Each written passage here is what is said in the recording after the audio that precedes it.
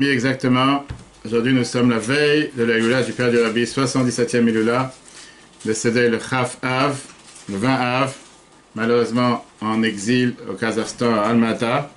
Comme on a parlé hier longuement dans le cours, on peut revoir sur l'application Etora. Il a été exilé de 1939 à 1944. C'était un des moyens de se débarrasser des gens en les faisant souffrir, puisque c'était dans une région où il n'y avait pas de quoi vivre. C'est vraiment, on laissait les gens pour morts. Il n'y avait vraiment même pas où pouvoir s'enfuir. Je suis parti là-bas il y a 2 ans et aussi il y a 5 ans pour prier sur sa tombe ce jour de sa Hila. C'est juste incroyable. Des endroits secs, plein de moustiques, 50 degrés de chaleur dans le désert du Kazakhstan. Pourquoi ils exilaient les gens là-bas tellement loin, hein? Comme ça on ne les entendait plus parler. Les gens ils se tuaient entre eux. Il n'y a pas de police, il n'y a rien. Aujourd'hui c'est déjà une ville normale. Mais à l'époque c'était un moyen de pouvoir se séparer de tous ceux qui étaient opposants au régime. Opposant au régime, et comme une fois que le Rabbi précédent a quitté la Russie, tout l'ex-URSS en 1930, et automatiquement, celui qui est resté pour propager le judaïsme, pour sauver le peuple juif, qui était le grand rabbin d'Ukraine, le grand rabbin de Dniepr-Petrov, c'était le père du Rabbi, ils ont tout fait pour l'abattre. Exactement, on n'arrive pas à croire la facilité qu'on a aujourd'hui pour faire Torah et Mitzvot. Alors qu'à l'époque, les gens ils risquaient leur vie. Et malheureusement, on a les mémoires de la rabbinite qui nous racontent comment il a énormément souffert. Pas seulement qu'il a souffert, mais il vivait parfois, il partageait sa chambre pour dormir avec des non-juifs qui avaient des porcs qui tournaient autour d'eux dans sa chambre. Des atrocités impossibles. Il n'avait même pas quelqu'un avec qui il pouvait partager les paroles de Torah. C'était un des plus grands génies de son époque, qu'on va tout de suite apprendre. Un grand kabbaliste qui, toujours comme on l'a vu dans le cours d'hier, a attaché les paroles de la Torah avec la Kabbale, Nigle et Chassidut, et tout ça sans Rav Google qu'on a aujourd'hui. Alors qu'aujourd'hui, pour préparer un cours ou une conférence, on peut chercher sur Google toute la Torah, même s'il faut savoir rechercher. Alors qu'à l'époque, c'était tout avec la tête. Malheureusement, la majorité de ces manuscrits ont été disparus, comme la rabbinite a écrit elle-même, qu'elle a réussi à les sauver des communistes, mais elle n'a pas réussi à les sauver d'Hitler. Néanmoins, on a plusieurs petits volumes. La majorité qu'on a aujourd'hui, c'est ce qu'il a écrit pendant qu'il était en exil, sur son livre du Zohar, livre de Tania, etc., sur les rebords. Mais c'était des notes qui sont écrites en très grand résumé, et qu'il faut vraiment avoir une tête de génie pour pouvoir les développer. Le Rabbi nous a expliqué chaque Shabbat, le Rabbi parlait dans le Farbrengen, il expliquait Rashi, il expliquait le Pirkei Avot, il expliquait aussi des notes écrites de son père. On peut parler des heures et des heures, c'est tellement riche, pour voir comment il était capable de prendre n'importe quel sujet, de montrer comment dans la Torah tout est interconnecté. Il n'y a rien au hasard, le nom, l'emplacement. D'ailleurs, il a écrit tout ce qu'on appelle la note de la prison, de l'exil, où il explique pourquoi il a tellement souffert, pourquoi il a été exilé pendant 303 jours, 5 ans. Il était en prison pendant 303 jours. Pourquoi il a été exilé pendant 5 ans, pourquoi il a passé 5 prisons. Chaque chose a un sens, chaque chose a un but, chaque chose a une raison. Donc aujourd'hui, puisque nous sommes la veille de sa Hila, et le Rabbi nous a demandé d'honorer son père, pour ça qu'on apprend ses écrits. C'est pour ça qu'aujourd'hui, d'abord, on va parler quelques mots sur justement ce grand jour. Et chaque année, de 1950 à 1992, à 1991, il n'y a pas une année où le Rabbi n'a pas parlé dans ce grand jour, le jour de la Hila de son père qui est décédé en 1944.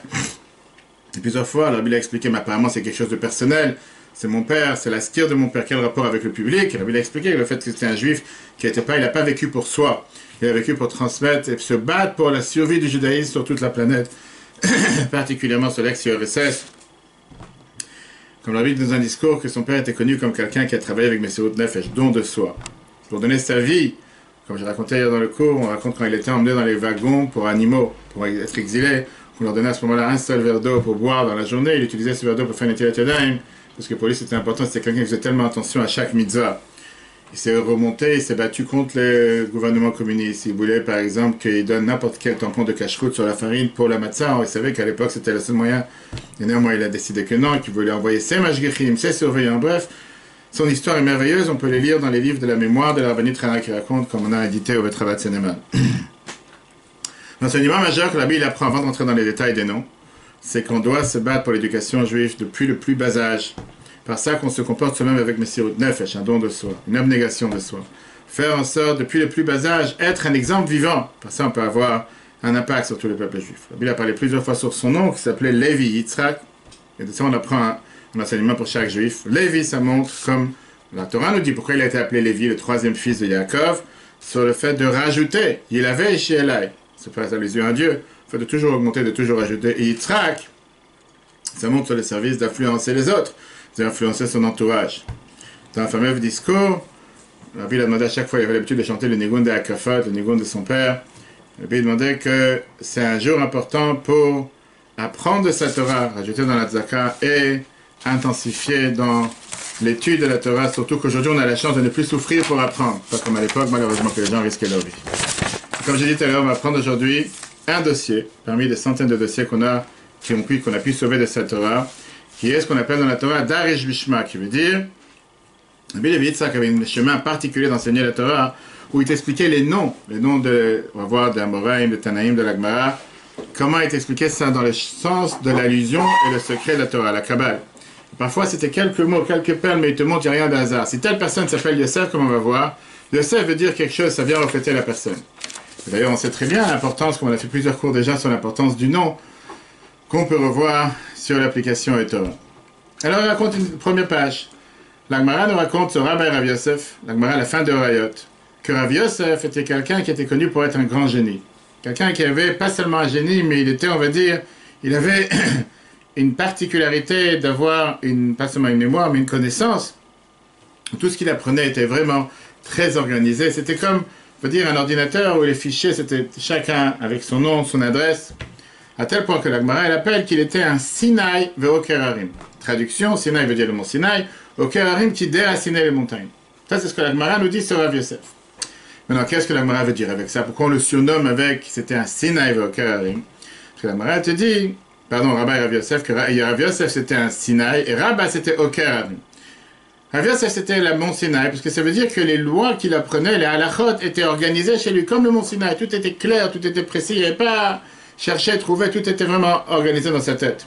Rabba était okerarim. Qu'est-ce que ça veut dire okerarim qui déracinait les montagnes? Par le débat, ce qu'on appelle le pilpoul, par la force de pouvoir débattre, comparer les différentes choses qu'il y a dans la Torah.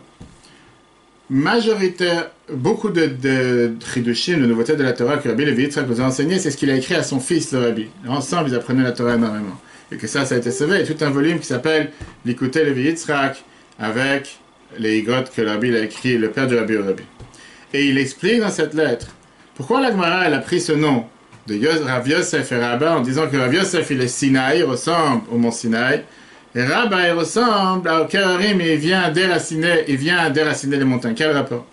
C'est dit comme ça. D'ailleurs, comment c'est riche. C'est que la Gemara nous dit que la Torah chez Baal Peh, la Torah orale, elle a 60 masertot, il y a 60 traités de Talmud, et 80 braïtot.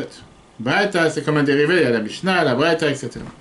Rav Yosef, on dit qu'il était quelqu'un qui était baki, qui était vraiment professionnel, qui était un génie dans tous les halachot de la Torah chez Baal Peh. Et c'est pour ça qu'il s'appelle Yosef. On a dit, analysons son nom. Yosef, tu as d'abord la lettre Samer. Samer, ça fait les 60 masertot, qui sont les 60 traités du Talmud. Tu as le P, qui fait allusion aux 80 braïtot.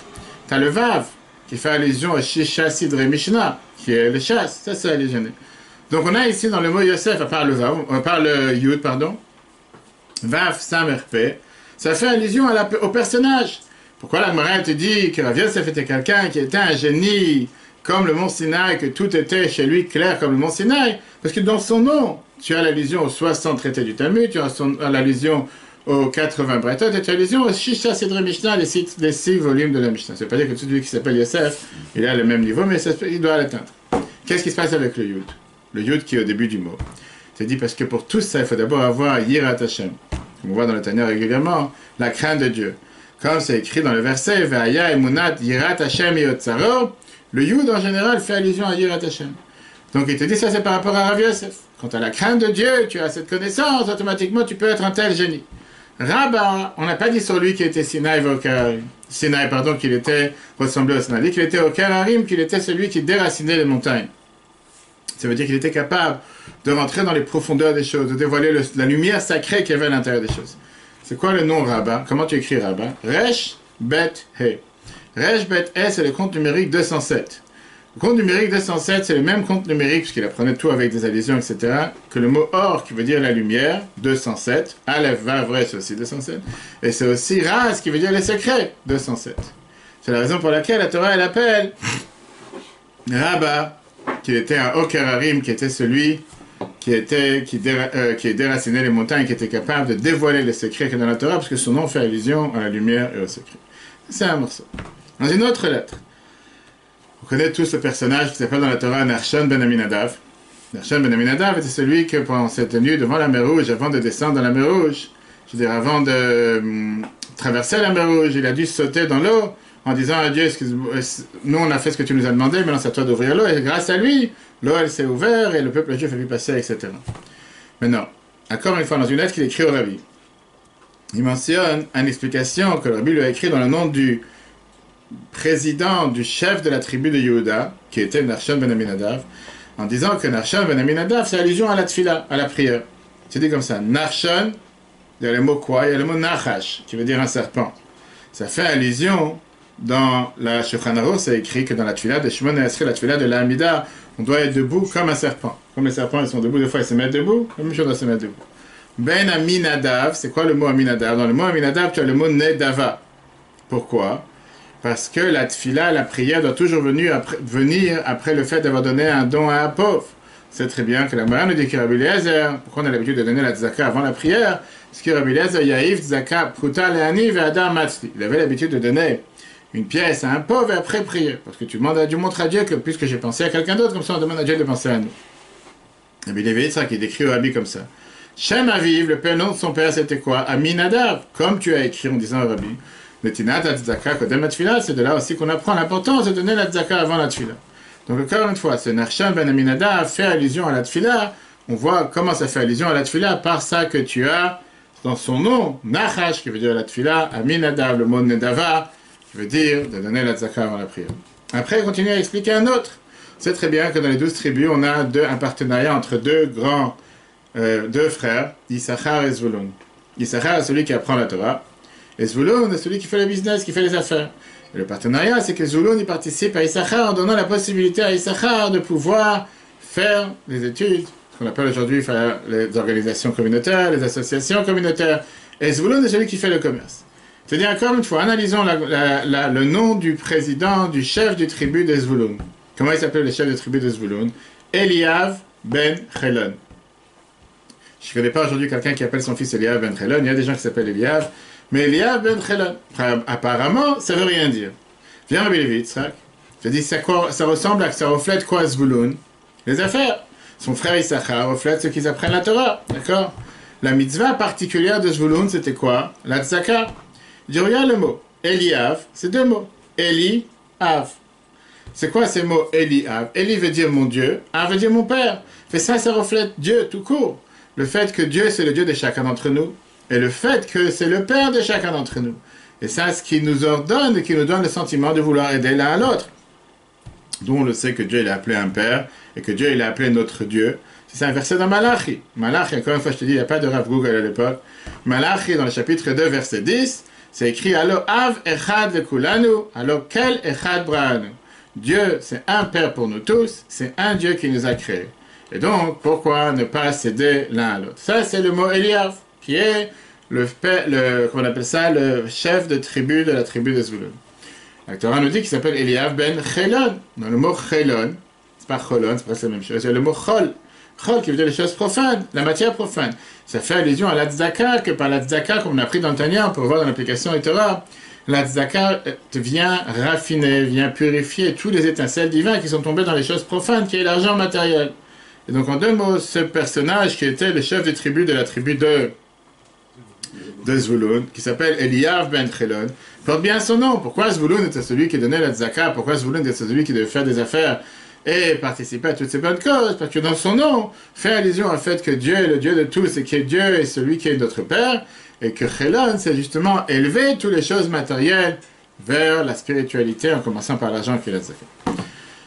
Passons maintenant au nom des patriarches, qui reflète ça plusieurs fois, en t'expliquant que d'abord, lui, il s'appelait Lévi Yitzhak, le deuxième patriarche.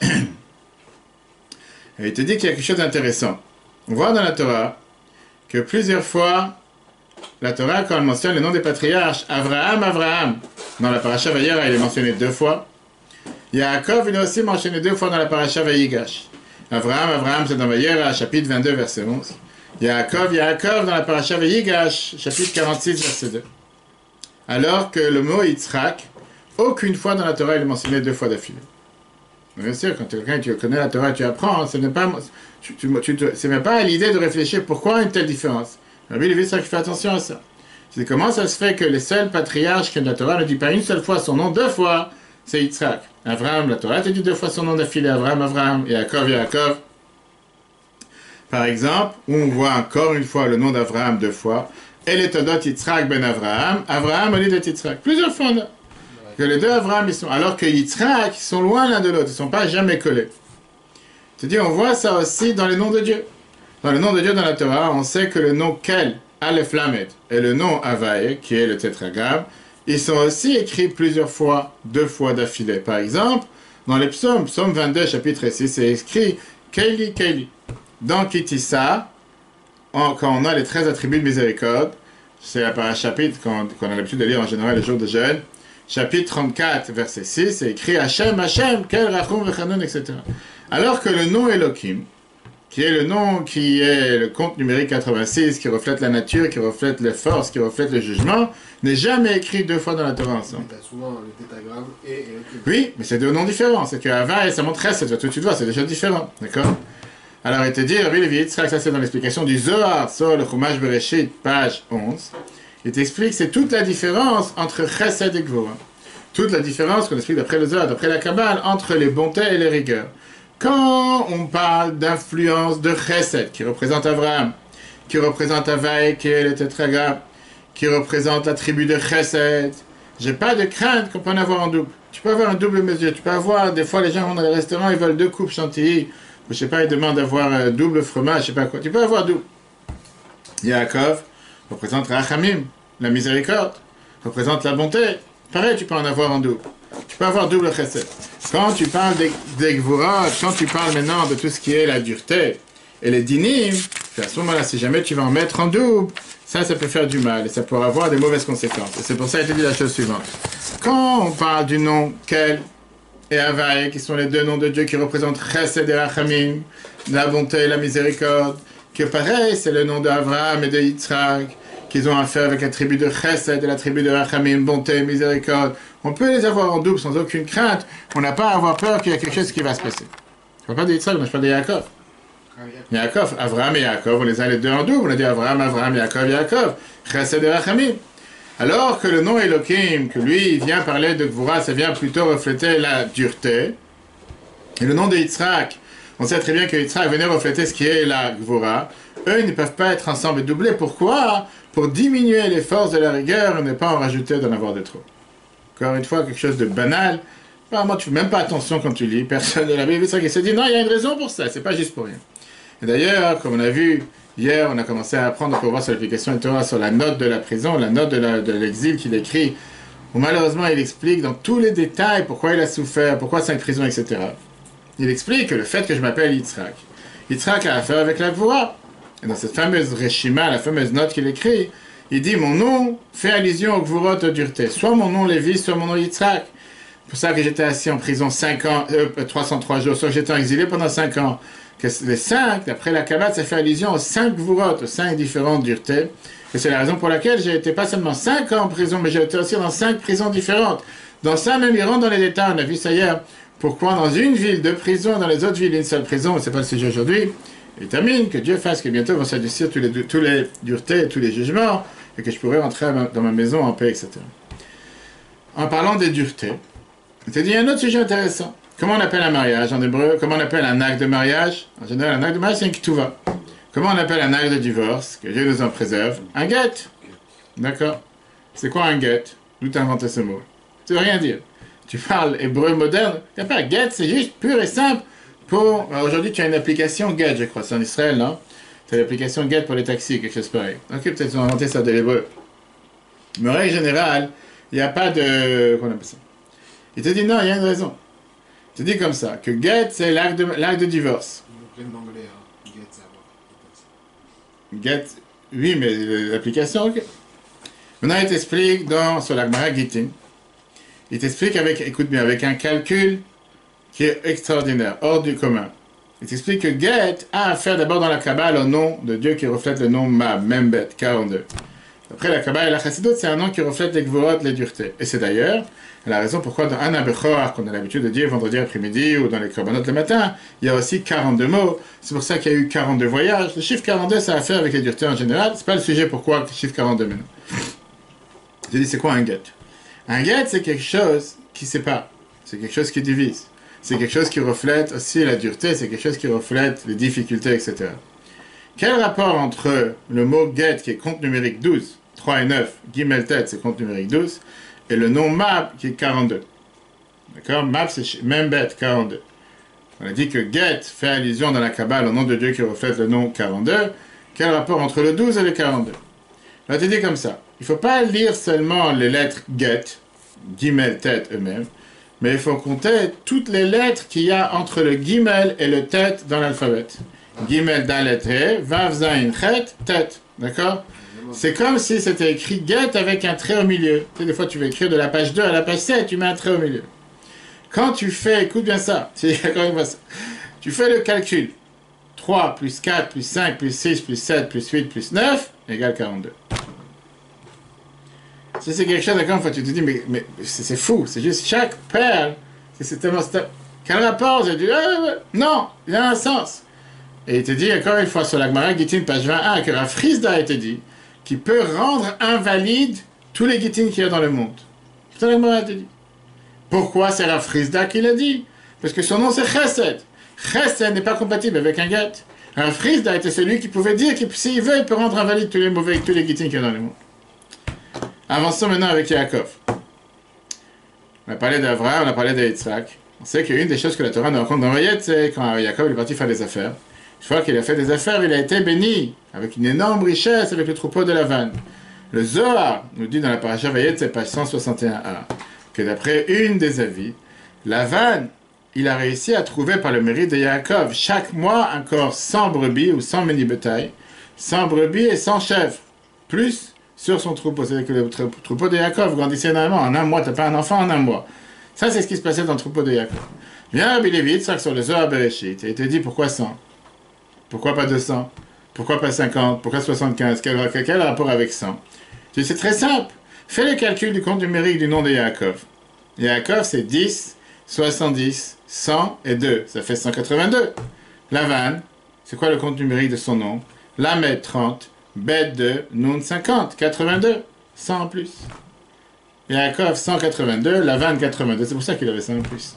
Je suis d'accord une fois. Quand tu apprends ces détails, tu deviens pas chaud. On dit en anglais mind-boggling. C'est complètement fou. J'ai dit, c'est pas possible que j'ai pas pensé. D'abord, tu n'as jamais pensé à te poser la question pourquoi 100. La vérité, tu lis ça tous les ans et tu te dis, ouais, pourquoi pas. Mais vite, ça pour lui, il n'y a pas quelque chose, il n'y a pas un mot de la Torah qui est en plus, qui n'a pas de sens. Non, si la Torah, elle dit, il n'y a pas seulement un sens, mais pas seulement un sens, c'est quelque chose qui est énormément important. Riche, on avance. La Gimatria, c'est la Gimatria de Aman. Aman, c'était pas seulement notre meilleur ami. Aman, c'est un des plus pires ennemis que le peuple juif a pu avoir. Et Aman, à part le fait que c'était un des plus pires ennemis qu'on a pu avoir, il y a une phrase qu'on a dit dans la Torah que Aman avait à faire avec le compte numérique de Cassia, qui veut dire la trône de Dieu. Comment? Aman, c'est le compte numérique 95, et Cassia, c'est le compte numérique 95. Aman, He, Mem, Nun, le 5, le 40 et le 50. Et comment on appelle ça? Et Cassia, c'est 20, 60. Yud, He, ça fait 15.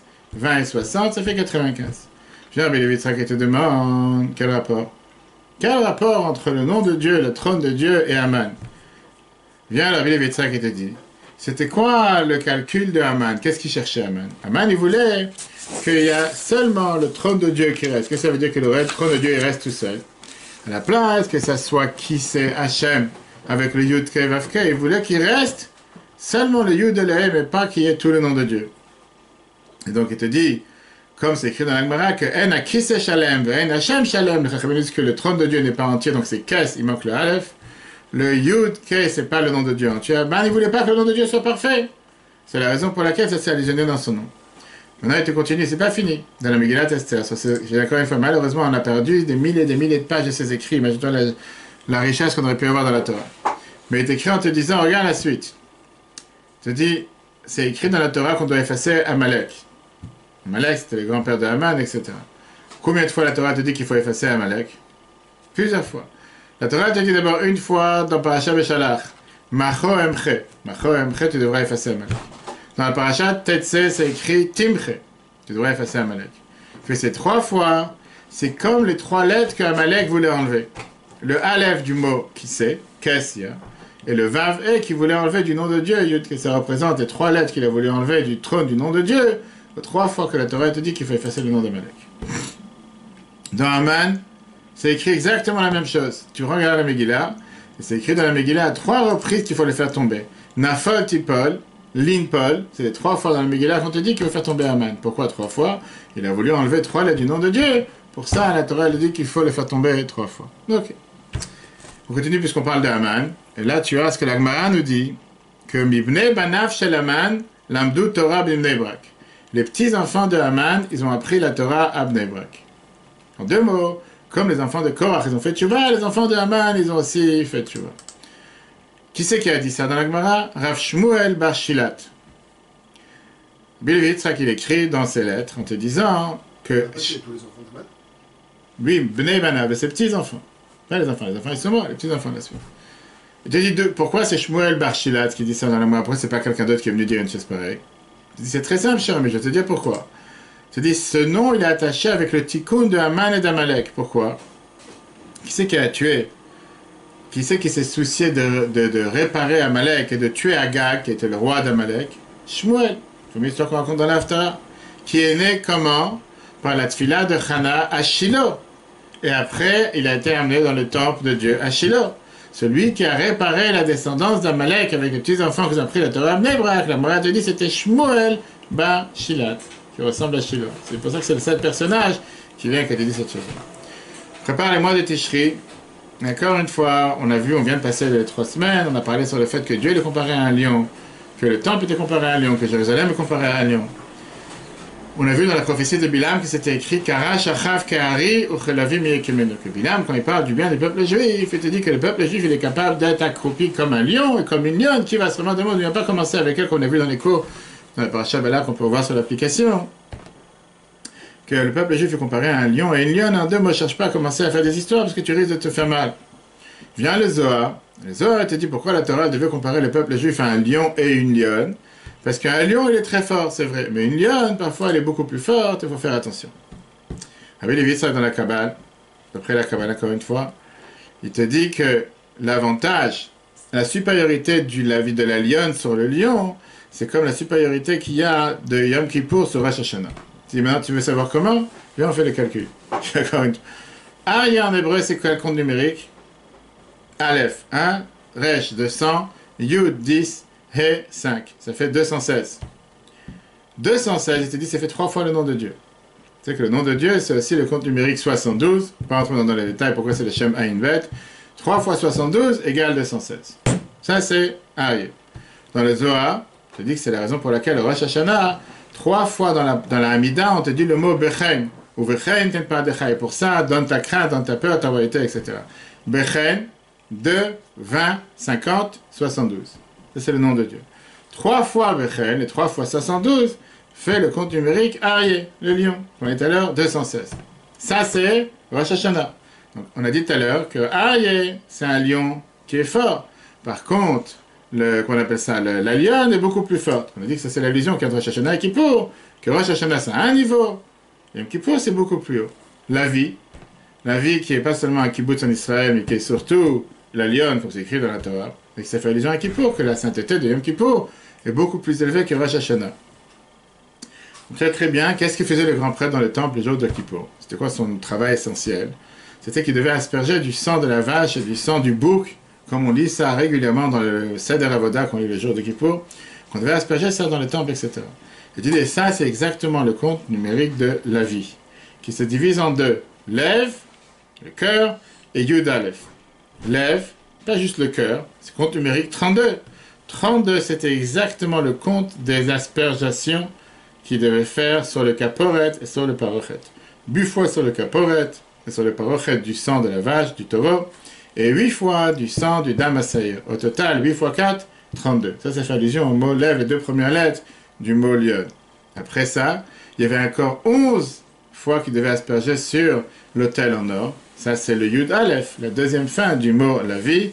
Et au total, il devait avoir 4 fois aspergé sur les 4 coins, 7 fois sur le Misbeach, ça fait 11. Donc il te dit, c'est la raison pour laquelle la Torah te dit qu'on est comparé à un lion et une lionne, mais que le lion, le Zohar te dit que le lion est plus fort. La lionne est beaucoup plus fort, comme Rosh Hashanah, qui est d'un niveau de Kedusha, alors que le Yom de Kippour est beaucoup plus élevé. La suite, dans le Zohar, volume 3, page 214, on te raconte sur Rabbi Chia qu'il a dit à Rabbi Eliezer que ces jours de Rosh Hashanah jusqu'au dernier jour de la fête auraient dû être une fête à part entière, une grande fête. En te disant que Rabbi Chia, il a dit qu'il voulait comprendre quelle est l'importance de ces jours, depuis Rosh Hashanah jusqu'au dernier jour de Sukkot. En 2 mots, la dernière fête de Sukkot, qui est la fête de Shmini Atzeret. Il te dit, il y a un lien entre toutes ces fêtes. C'est pas juste qu'ils sont là comme ça parce qu'ils sont dans le calendrier, c'est pour ça qu'on les suit, on les fait l'un après l'autre.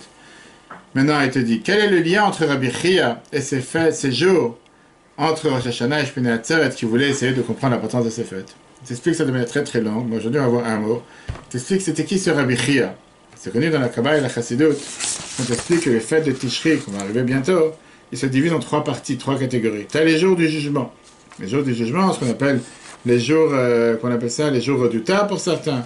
Les jours du jugement, c'est les 10 jours de Tchouva, de Rosh Hashanah jusqu'à Kippour. Après, tu as ce qu'on appelle les jours de Chesed. Les jours de Chesed, c'est en général les jours depuis la fin de Kippour jusqu'à la fin de Sukkot, le jour où le peuple juif fait les mitzvot, etc., etc. Après, tu as Shmini Atzeret et Simchat Torah, dans laquelle c'est la conclusion, c'est le lien de tout ce qu'on a fait jusqu'à présent, et on fait tout descendre, les forces qu'on a prises pendant le mois de Tishri pour l'année à venir. Et ces 3 divisions sont allusionnées dans le mot de Rabbi Chia, d'où je sais.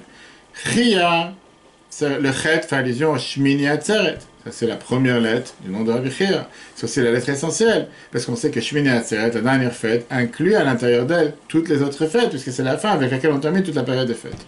Yud, le 10, fait allusion aux 10 jours de Tchouva, les jours redoutables, de Rosh Hashanah jusqu'à Kippour. Yud Aleph fait allusion aux 11 jours qui a du lendemain du Kippour jusqu'au dernier jour de Sukkot, qui sont les jours de joie. Et donc, tous les fêtes de Tishri sont allusionnés dans le nom de Rabbi Chia, que lui voulait comprendre le lien qu'il y a entre Rosh Hashanah et Shmini Atzeret. Terminons avec le Zohar.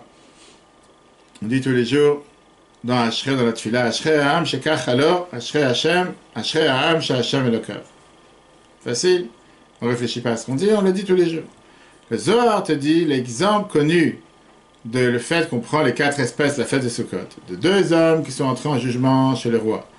Et quand on voit qu'ils sortent quand on voit celui qui sort avec le bâton dans sa main, on sait que c'est celui qui a gagné. Pareil, le peuple juif, on est rentré en jugement Rosh Hashanah et Kippour avec les nations du monde. Quel est le signe qu'on a gagné le jugement et que Dieu nous a accordé la meilleure année? Quand on sort de fête avec le loulav dans ses mains, là, les nations du monde voient que le peuple juif, on a gagné. À ce moment-là, les anges, ils viennent et ils disent la fameuse prière, Ashrei Ha'am shekach halo, Ashrei Ha'am she'Hashem elokav. En 2 mots, heureux ce peuple qu'il a tel mérite, et heureux ce peuple que Dieu est son Dieu. Ça, c'est le Zohar. Rabbi Levi Yitzhak dit quel rapport avec Sukkot? Quel rapport entre cette phrase que les anges disent tous les jours avec le fait que Sukkot, puisqu'on est sorti du jugement, on sort avec le loulav dans les mains, pour ça on est heureux? Je dis c'est très simple. Deux explications intéressantes. Il dit Shekacha, c'est un mot qu'on revoit encore une fois dans la Megillat Esther. Là-bas dans le chapitre 8, on te dit Chamat HaMelech Shachacha. C'est une autre voyelle que la colère du roi, elle s'est apaisée, elle s'est calmée. Tu vois que Esther, elle s'est débarrassée de Haman, etc. Pareil, on sait très bien que c'est à ce moment-là qu'on se débarrasse, en 2 mots, qu'on s'est débarrassé de la colère, du fait que les tensions, la rigueur de Rosh Hashanah et Kippour, par la tchouva, on a apaisé Dieu. Ashrei Ha'am shekach halo, que grâce à la tchouva de Rosh Hashanah et Kippour, la colère de Dieu, si on peut dire, les forces se sont arrêtées.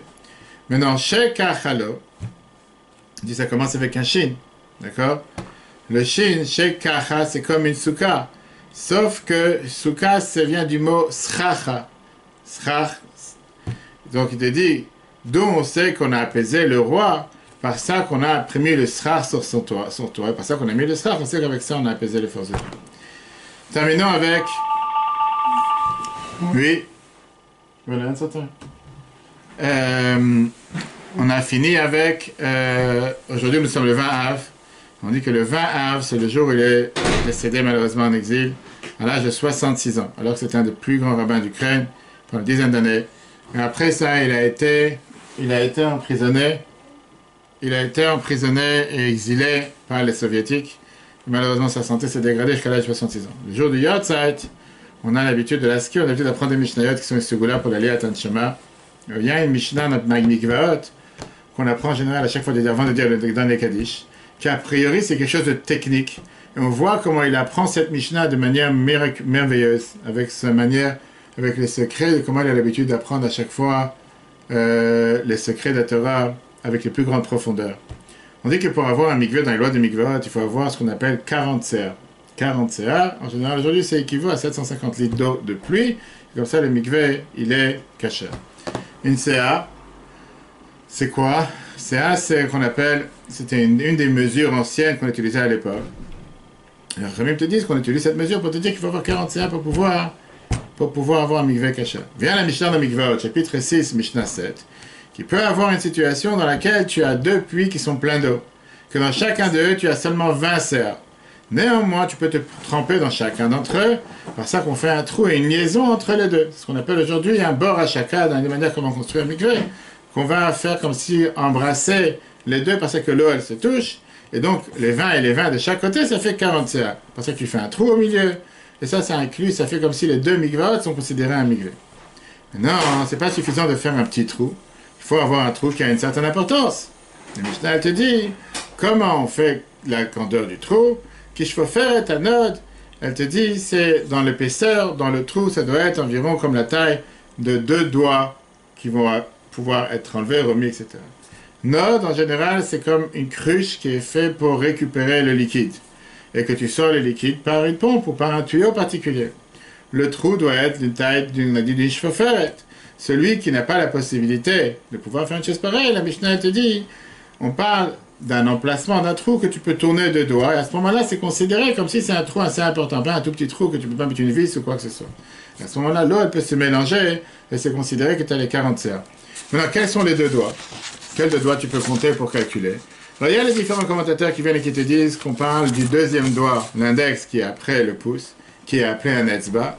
Il y en a qui te disent le troisième doigt, le doigt principal. Et donc, quand on a un trou aussi large où tu as ces deux doigts ensemble, tu as le lien qui fait 40 CA. Ça, c'est la Mishnah. Clair? Viens à Bilevi, Yitzhak, et te dit, écoute, c'est pas simple. C'est pas juste comme ça, ces deux doigts, 40 CA, etc. Le peuple juif est divisé avec trois patriarches, Avraham, Yitzhak et Yaakov. On sait que le plus grand, Rabbi Yitzhak te dit, le plus grand kavod, on donne à qui? À Avraham, premier juif. C'est pour ça que la bracha qu'on commence dans l'Amida, qu'on dit tous les jours, on commence avec Baruch Ata Hashem, Magen Avraham, on commence avec Elokei Avraham, après on dit Elokei Yitzhak, après Elokei Yaakov, mais à la fin on termine avec Magen Avraham.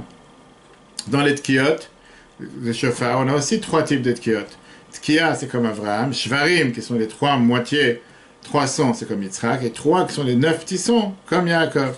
C'est pour ça que la Tfila, on commence avec Avraham, on termine avec Avraham, et dans les Shofar, on commence toujours avec un long son, la Tkiya qui ressemble à Avraham, on termine avec un long son qui commence avec Avraham. Fait maintenant, regardons ce qui s'est passé dans cette Mishnah. L'eau allusionne le chesed, la bonté. C'est pour ça que l'eau, le chesed, est en rapport avec Avraham. Et c'est pour ça que dans la tfila de Geshem, la tfila de pluie, qu'on demande la pluie, on fait allusion aussi avec Avraham. Ces deux pluies qu'on a dit tout à l'heure, des deux côtés, viennent montrer le fait qu'on commence avec Avraham et qu'on termine avec Avraham, comme dans l'Amida, comme dans les Shofar. Qui c'est qui fait le lien entre ces deux pluies? C'est ce trou qui a la grandeur de 2 doigts. Le doigt qui est l'index et le doigt qui est juste à côté. Pourquoi juste ces 2 doigts? Fait l'index qui est le deuxième, fait allusion à Yitzhak. Le troisième doigt fait allusion à Yaakov. Yitzhak et Yaakov, c'est ceux qui sont au milieu, entre le début qui est Avraham et la fin qui est Avraham. Quel rapport avec, on a dit, Shoferet qui vient nous rappeler les Shofar? Parce que la Mishnah vient nous rappeler que la même chose qu'on a dans les Shofar, qu'on commence avec Avraham, qu'on termine avec Avraham, et qu'on a Yitzhak et Yaakov au milieu, on a aussi exactement la même chose avec, qu'on appelle ça, avec le trou, la taille du trou, les 2 doigts, pourquoi c'est le deuxième doigt et le troisième doigt. Ça, c'est la première explication. Mais là, tu dis, viens, on fait un calcul ensemble. Tu dis, regarde, on a dit tout à l'heure qu'il faut avoir 40 CA. On a vu que le premier c'est Avraham, après c'est Yitzhak, après revient Yaakov, après revient Avraham. D'accord? On a dit les 2 puits, les 2 hauts, c'est Avraham, les 2 doigts, c'est Yitzhak et Yaakov qui sont au milieu, comme dans les Shofar, etc. Oui? on parle mieux. Compare maintenant Abraham et Yitzhak. Tu vois qu'Abraham, combien de plus il a que Yitzhak dans son nom? Compte numérique. Abraham, c'est compte numérique 248. 1, Abraham, Aleph, c'est 1, Bet 2, Resh 200 et 5, même 40. Abraham 248. Yitzhak, compte numérique 208. Ça veut dire qu'Abraham, il a 40, on a vu tout à l'heure les 40 CA, d'Abraham, il a 40 de plus que Yitzhak.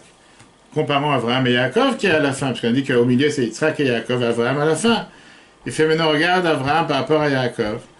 Abraham 248, Yaakov 182, on a vu ça tout à l'heure. Compte numérique de 248 moins 182, c'est 66. 66, c'est un CA. Un CA, c'est la mesure qu'on parle dans les mikveh, etc. Combien tu as de plus d'Abraham que Yitzhak? 40. Combien tu as de plus d'Abraham que Yaakov? Un CA. 40 CA. C'est pour ça que tu as les 40 CA, tu peux avoir un mikveh kasher. Ça, c'est le rapport qu'il y a. En 2 mots, quand tu as 2 puits de vin qui vient te montrer le doublage de 2 Abraham avec les 2 doigts du milieu, le deuxième et troisième doigt, qui a les yeux de Yitzhak et Yaakov, tu reçois les 40 CA, avec ça, tu as un mikveh kasher. Encore une fois, des choses qui sont des génies de génie. Je pense que la majorité des gens qui apprennent cette mission ne pensent pas une seconde. Pourquoi 40 CA? Pourquoi tel doigt? Pourquoi le doigt? Voilà la sagesse du Père du Rabbi. Que Dieu fasse qu'on mérite. Tout ça, on se rappelait qu'il a écrit ces choses-là en exil. Sans avoir un juif avec lui, sans avoir de l'encre. Sans dire, la Rabbi dit que la rabbinite Rana s'est battue pour fabriquer de l'encre avec de l'herbe qu'elle ramassait, qu'elle trempait. C'est pour ça que dans les livres, on voit qu'il y a de l'encre en couleur rouge, en couleur vert, en couleur bleue. Il n'y avait pas d'encre. C'était ça en quelques mots, en quelques lignes pour te montrer que tout ce qui est écrit dans la Torah, pas comme certains aujourd'hui, soi-disant rabbins, se permettent de dire c'est une erreur. Rashi, il a dit je pense différemment. Tosfot, il a dit moi j'ai une autre explication. Chaque chose est précise, chaque mot est précis, tout a son sens. Qu'on mérite d'apprendre et surtout de mériter toutes ces bénédictions ce grand jour, le Chafaf demain.